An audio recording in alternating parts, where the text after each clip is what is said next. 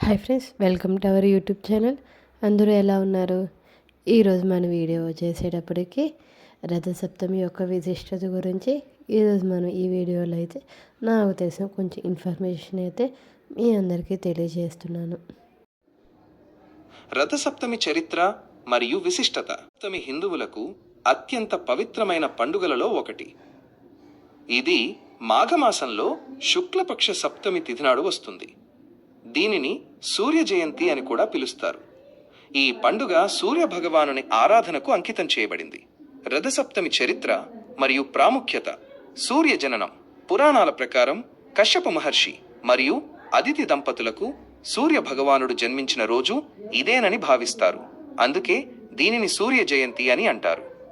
ఉత్తరాయణ ప్రారంభం. శాస్త్రీయంగా ఈ రోజున సూర్య భగవానుడు తన రథాన్ని ఉత్తర దిశగా మళ్లిస్తాడని నమ్మకం.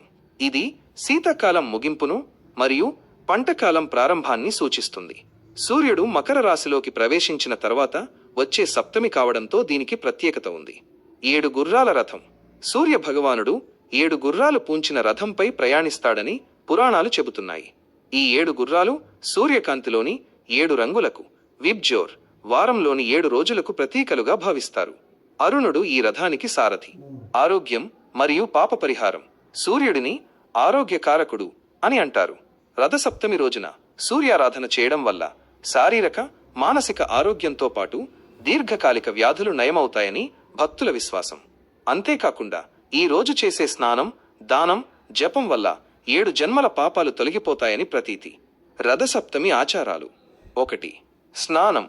రథసప్తమి నాడు సూర్యోదయానికి ముందే నిద్రలేచి పవిత్ర నదులలో లేదా ఇంట్లో స్నానం ఆచరిస్తారు. స్నానం చేసే సమయంలో తలపై, భుజాలపై జిల్లేడు ఆకులు, అర్కపత్రాలు, రేగుపండ్లు పెట్టుకుని స్నానం చేయడం ఒక ముఖ్యమైన ఆచారం.